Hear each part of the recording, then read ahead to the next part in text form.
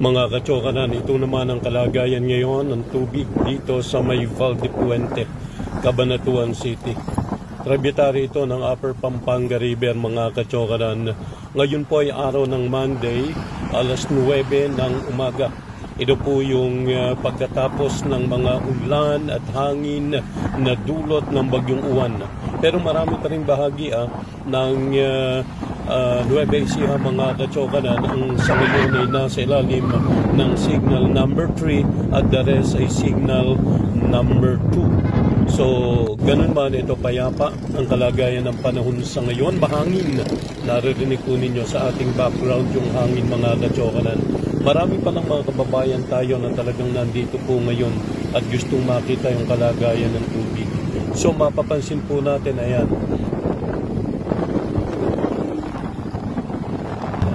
kumbaga, kung gaano kahaba yung tulay ng Valdepuente, kung pamilyar po kayo, ganun kalapad itong tubig ngayon.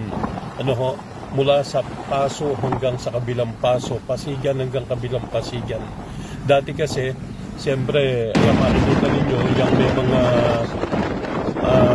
may mga halaman doon sa kabilang unit. Hindi na kami natin natatambang po pagka hindi ganitong abnormal ang panahon na yung puno ng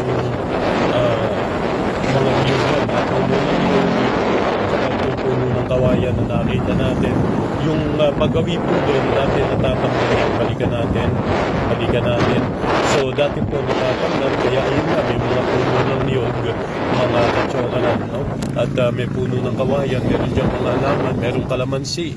Pero sa ngayon po ay nakalubog. At yun, may natatanaw pa rin tayong bahay na siguro ginagamit dyan kapag panahong normal kapag hindi ganitong kalaliman ng tubig. So ito po ang sitwasyon matapos ang bagyong Uwan.